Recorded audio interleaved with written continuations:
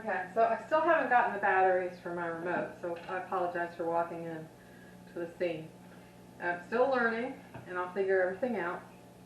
But I promised you 2 meals out of 1 grocery trip to the butcher. So I did pick up, and I have pre-cooked several things to make this work within a good time frame. From my butcher, I got 2 hamburger patties. Now remember I told you that you can make 2 meals. You can probably get 3.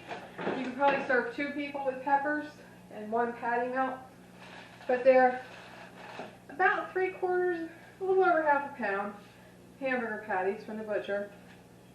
For a single person, these are fantastic because you can cook them up individually. You can freeze the individual patties. Like this one has already been cooked to make the patty melt with, and we're going to do that in a little bit. This one, I'm going to go put on my handy dandy cast iron pan, and I'm going to get it prepared to make this beautiful orange pepper, a stuffed pepper for 1. I'm probably, sorry I'm walking off frame again, I'm probably going to have some leftover rice mixture, which is okay, because later in the week I will heat that up as a side dish for something. Okay, so cut the top off your pepper. Take the insides out. I'm going to put them right there so I don't have to keep walking off camera. And then your pepper, this one stands up really well, so it's ready to be filled. So let's go ahead and chop up this pepper real quick. And I'm going to add this to my already pre-chopped onion. The reason my onion is pre-chopped is because I was making the onions right here for the patty melt. So I'm going to be accomplishing 2 meals at the same time for you guys today, and hopefully in the 15-minute time frame that I'd like to have everything done in.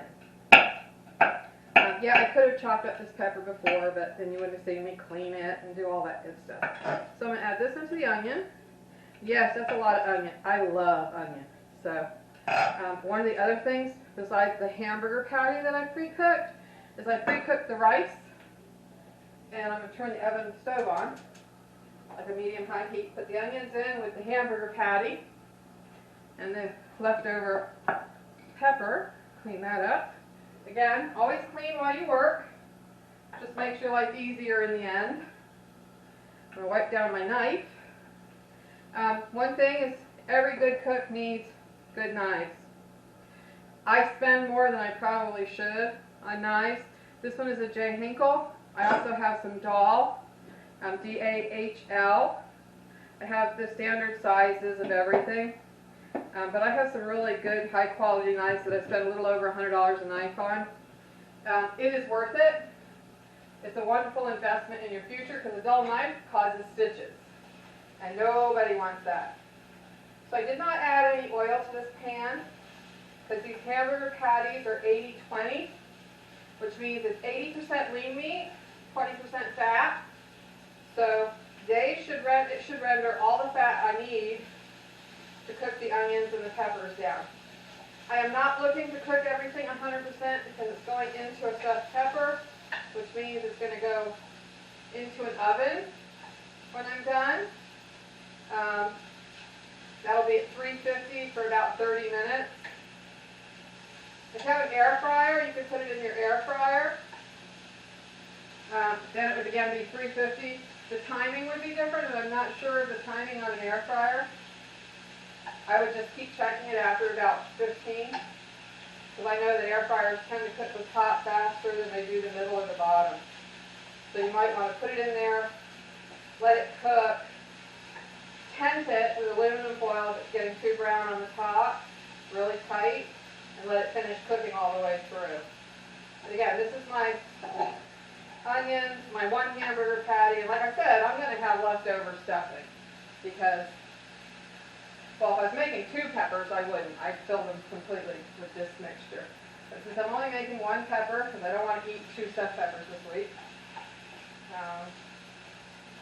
it's only going to have leftover, and that's okay, because I can make that into a side dish to go with a piece of chicken or a piece of fish. Gives me a little more protein with the meat. You can eat it alone, maybe a fried egg. I think fried eggs make everything better. I don't know. Having a bad day, eat a fried egg sandwich. Just makes the world a better place. All right, so that's going to finish browning up. So one of the other things that I prepared, a friend of mine convinced me to get a rice cooker, and I did. So this size is absolutely perfect for a single person or a couple. So I have prepared yellow rice as the stuffing to go in with the ground beef mixture. And get a spoon. There we go. All right, this is done. So I have yellow rice in this wonderful rice cooker, and I cooked a cup of rice, which will yield almost a cup and a half, a little over a cup and a half. I'm making a mess, sorry. I just want to pick this up with my hand. I have found you could buy those big family-sized packets of yellow rice mix. I think Zatarain's makes a smaller packet, if you want to try that. But I just found this in the grocery store, and I was so impressed I had to bring it home and try it. It's made by Vigo. I love Vigo products. And they sell this tub of yellow rice mix. And it's a use as much as you want when you want. You don't have to cook the whole thing. You can cook just a few tablespoons. So they tell you the ratios are 2 parts of water to 1 part rice. So if I'd wanted a cup of rice, I'd have probably put in a half a cup of rice and a full cup of water to cook. Again, that's Vigo, and it's now in the grocery stores, and I just think it's absolutely wonderful. The rice looks beautiful. It's fully cooked from the cooker. Now we're going to add our cooked beef mixture into that. We're just going to drop this in. This is the beef, the onion, and the top from the pepper. I'm not putting a lot of pepper in it because, of course, we're eating the vessel, which is the pepper. One of the other things that I have to go in this stuffing mix is tomato sauce. I like mine with tomato sauce. Some like it with ketchup. Some don't like a sauce at all. I just prefer tomato sauce. So I've got, twice a year I cook tomato sauce and put it in the freezer. So I've pulled out some of my freezer sauce. I'm going to pull out about a cup. I'm going to put a little over 3/4 of a cup in here right now and mix it in. Mix it really, really well. And like I said, I'm going to have leftover. There's no question. Because all of this is not going to fit in there. And I'm going to pick a dish to cook the pepper in. Since I don't have any of my casseroles, I'm going to put it right here in this dish. And I'm literally just going to scoop the pepper out, scoop the stuffing out, put it in the pepper, smash it down. You want it, I like it tightly compacted with stuffing. Okay. Now I'm going to make a mound on the top. Like I said, this pepper stands beautifully, so I didn't have to do anything special to make it stand up straight. Sometimes you have to nick the bottoms a little bit. You want to make sure you don't cut through the pepper, just nick the bottom.